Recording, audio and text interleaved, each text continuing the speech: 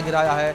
Hamas का Gaza प्रमुख Mohammad Sinwar को ढेर करने का भी दावा भी सामने आया है। एक और सिनवार को ढेर किया गया। आईडीएफ ने कहा ये पीएम नेतन्याहू से 3 दिन पहले जो है वो जानकारी दी थी। आईडीएफ ने एक्स अकाउंट पर यह जानकारी दी है और हमने हमास के प्रमुख को फिर से मार गिराया है। ये बड़ी खबर जो सामने आ रही है। आईडीएफ ने कहा कि हमने हमास के प्रमुख को फिर से मार गिराया है। इससे पहले भी आईडीएफ ने हमास के प्रमुख को मार गिराया था और अब एक बार फिर से जो है हमास के प्रमुख को आईडीएफ ने मार गिराया, जिसका दावा भी एक्स पर किया गया है। और इजरायली प्रधानमंत्री बेंजामिन नेतन्याहू के द्वारा भी ये दावा जो है किया गया कि हमास के चीफ को मार गिराया गया है। इस बीच हमारे सहयोगी आदित्य जुड़ गए हैं, उनका रुख करेंगे अपडेट्स के लिए। आदित्य, जिस तरीके से बड़ी खबर निकलकर सामने आ रही है कि आईडीएफ भी अभी दावा कर रही है, जिस तरीके से इससे पहले ये दावा जो है बेंजामिन नेतन्याहू ने किया था कि हमास के चीफ को एक बार फिर से मार गिराया गया है और अब आईडीएफ ने भी ट्वीट करके इस बात का दावा किया। जी बिल्कुल अभिषेक, अगर आप देखेंगे तो इजरायली डिफेंस फोर्सेस ने पहले भी इस तरह से ट्वीट करके बताया कि हमने हमास के कई जो की ऑपरेटिव्स हैं उनको मार गिराया है और उसके बाद में वो बात सच भी निकली। अभी भी अगर हम देखेंगे तो इजरायली डिफेंस फोर्सेस का ये ट्वीट आ रहा है कि उन्होंने याह्या सिनवार को मार गिराया है जो हमास के चीफ हैं। तो अब कहीं ना कहीं देखने वाली बात होगी कि किस तरीके से अब आगे रिएक्शंस इस पे आते हैं, क्योंकि इजरायली डिफेंस फोर्स ने बिल्कुल ये क्लियर कर दिया है कि जब तक अब वो लोग रुकेंगे नहीं। हमने हाल ही में देखा है कि किस तरीके से इजराइल जो है ड्रोन अटैक्स कर रहा है गाजा सिटी में, एयर अटैक्स कर रहा है, हिजबुल्लाह पे एयर अटैक्स कर रहा है, हुतीज पर यमन में एयर अटैक कर रहा है। तो अब देखने वाली बात है कि इजराइल ऑलरेडी अब ऑफेंसिव पर है। अब देखने वाली बात रहेगी कि किस तरीके से जो है हमास या जो ईरान की लीडरशिप है, जो दूसरी लीडरशिप है, इस पर क्या उनका कोई इंटरनेशनल रिएक्शन होता है या नहीं, क्योंकि इजराइल जो है अभी किसी भी हालत में अब रुकने वाला नहीं है। और इजरायली डिफेंस फोर्सेस और बेंजामिन नेतन्याहू जो प्रधानमंत्री इजराइल के, उन्होंने बिल्कुल साफ कर दिया कि जब तक हमास बचे हुए इजरायली बंधकों को नहीं छोड़ता तब तक ये स्ट्राइक्स और उनके जो चीफ को है मारा जाएगा इसी तरीके से। जी अभिषेक। जी आदित्य, दूसरी ओर जिस तरीके से हमास और इजराइल के बीच युद्ध रुकने की लगातार बातें सामने आ रही थी, लगातार कवायद की जा रही थी, अमेरिका के द्वारा भी लगातार मध्यस्थता करने का प्रयास किया जा रहा था, लेकिन इस बीच जिस तरीके से इजराइल ने हमास के ऊपर एक बड़ा हमला किया और 100 मिसाइलें जो उसके ऊपर दाग दी, जिस तरीके से पिछले दिनों खबर सामने आई थी, ये मध्यस्थता किस तरीके से काम कर रही है, शांति वार्ता किस तरीके से होती नजर आ रही है फिलहाल? जी बिल्कुल, अगर आप देखेंगे तो अमेरिका जो डोनाल्ड ट्रंप का एडमिनिस्ट्रेशन है वो बिल्कुल प्रो इजराइल है और उन्होंने बिल्कुल इजराइल को खुली छूट दे रखी है कि वो जाकर अंदर हमास के जो टेरर आउटफिट, टेरर इंफ्रास्ट्रक्चर है और जहाँ से वो ऑपरेट करते हैं उन पे डायरेक्ट अटैक करे, क्योंकि अमेरिका ने मध्यस्थता करी, सीज फायर की बात करी, लेकिन कहीं ना कहीं दोनों इजराइल और हमास की तरफ से उस सीज फायर की जो कंडीशंस थी दोनों को मंजूर नहीं थी। कभी हमास की तरफ से दिक्कत थी या उनको कुछ कंडीशंस पसंद नहीं थी और कभी इजराइल को कोई शर्तें मंजूर नहीं थी और उसके चलते जो है इजरायली बंधकों को पूरे सारे इजरायली बंधक हैं उनको भी नहीं छोड़ा गया हमास द्वारा।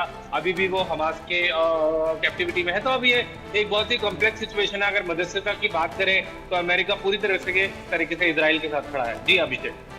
बिल्कुल आदित्य, जिस तरीके से आपने जिक्र किया कि अमेरिका इजराइल के साथ खड़ा है, लेकिन आदित्य अगर बात की जाए शांति वार्ता को लेकर, उसको लेकर क्या अपडेट्स मिल पा रही हैं? क्योंकि लगातार ये कहा जा रहा था कि ये भी प्रयास किए जा रहे हैं कि इजराइल को समझाया जाए और इजराइल हमास के बीच बातचीत हो और सीज फायर हो।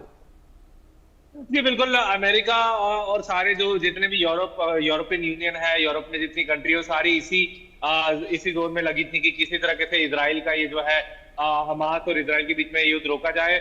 मगर अभी जो मौजूदा हालत है वो देख के लग नहीं रहा है कि किसी तरह की मध्यस्थता भी इस युद्ध को रोक पा रही है, क्योंकि आए दिन हम देख रहे हैं इजराइल के मेजर अटैक हो रहे हैं गाजा सिटी पर, हमास के जो टेरर आउटफिट्स हैं और हुतीज पर और जो है हिजबुल्लाह पे। तो कहीं ना कहीं देखने वाली बात है कि इजराइल बिल्कुल एक आक्रामक नीति अपना चुका है। जी अभिषेक। बिल्कुल आदित्य, बिल्कुल ठीक आपने कि इजराइल जो है एक आक्रामक नीति जो है वो अपना चुका है, उसकी आक्रामकता लगातार देखने को भी मिल रही है। लेकिन दूसरी ओर जिस तरीके से आदित्य हमास लीडर को एक बार फिर से मार गिराने का दावा किया जा रहा है, ऐसे में हमास का नया लीडर कौन होगा? क्या कोई नाम इस वक्त चर्चाओं में बना हुआ है?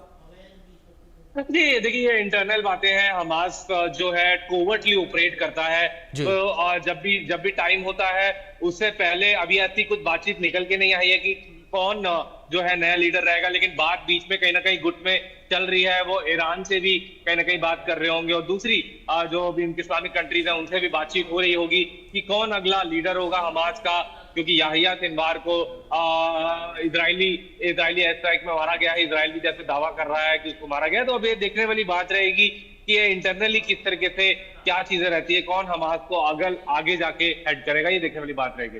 बिल्कुल जी बिल्कुल आदित्य, जाहिर तौर पर देखना बड़ा दिलचस्प यहाँ पर रहेगा कि किस तरीके से जो है आगे चलकर यहाँ पर हमास के द्वारा अपना नया लीडर चुना जाता है।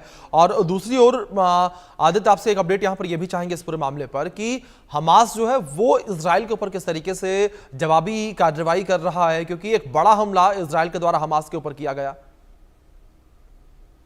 जी बिल्कुल। हमास देखिए इजराइल लगातार अटैक कर रहा है। उसमें कहीं ना कहीं हमास के जो है ग्राउंड जहां से वो ऑपरेट करता है उन बेसिस को डिस्ट्रॉय करा जा रहा है। तो कहीं ना कहीं अभी अगर हम मिलिट्री इंफ्रास्ट्रक्चर की बात माने तो हमास कहीं ना कहीं अभी डाउन है, क्योंकि बार बार इजराइल के जो है अटैक्स हो रहे हैं, चाहे वो मिसाइल स्ट्राइक हो, ड्रोन स्ट्राइक हो।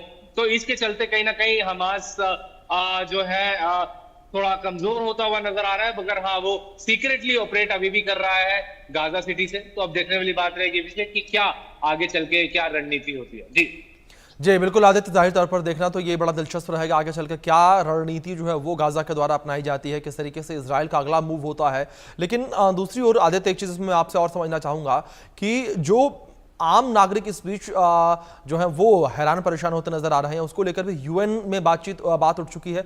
यूएन किस तरीके से मध्यस्थता करता नजर आ रहा है, क्योंकि यूएन तक भी पूरा मामला पहुंचा है कि जो आम नागरिक हैं, जो सिविलियंस हैं, वो भी इन हमलों में कहीं ना कहीं शिकार होते नजर आ रहे हैं। जी बिल्कुल। अगर हम देखेंगे तो इजरायली एयर स्ट्राइक्स में काफी जो गाजा में लोग रह रहे हैं, जो सिविलियंस है, उनको भी वो भी काफी मात्रा में मर रहे हैं। और यूएन ने पिछली बार बोला भी था कि इजराइल को ये हमले रोकने चाहिए अगर मध्यस्थता की बात करें। और कुछ यूरोपियन कंट्रीज जैसे जर्मनी ने भी हाल ही में बोला था कि इजराइल के खिलाफ हम एक्शन लेने की सोच रहे हैं, क्योंकि काफी जो है सिविलियंस भी जो बमबारी कर रहा है इजराइल हमास में। तो कहीं ना कहीं उस बमबारी में जो है आम नागरिक भी कहीं ना कहीं जो गाजा के हैं वो भी मर रहे हैं। इस वजह से अभी बीच में ही हमने देखा कि इजराइल भी क्या जो बात कर रहा था, एड देने की बात कर रहा था, वो एड भी कहीं ना कहीं उसको भी मद्देनजर में देखना जाना चाहिए कि किस तरीके से इजराइल माना भी कि हम एड के लिए रोकेंगे नहीं। बट अब ये काफी चीजें जो है कॉम्प्लेक्स बनती जा रही है। एक तरफ इजराइल रुक नहीं रहा है, दूसरी तरफ से आवाजें ये उठ रही है कि आम नागरिक जो है गाजा में जो रह रहे हैं उनको वो मरने नहीं चाहिए। तो अभी देखने वाली बात रहेगी कि आगे चल के किस तरीके से चीजें होती हैं। जी अभिषेक। बिल्कुल बिल्कुल, जाहिर तौर पर आदित्य, देखना बड़ा दिलचस्प होगा आगे चलकर किस तरीके से चीजें नजर आती हैं। फिलहाल बहुत शुक्रिया आपका जुड़ने के लिए और इन अपडेट्स के लिए। खबरों में आगे बढ़ते हैं। इस बीच बड़ी खबर आगरा से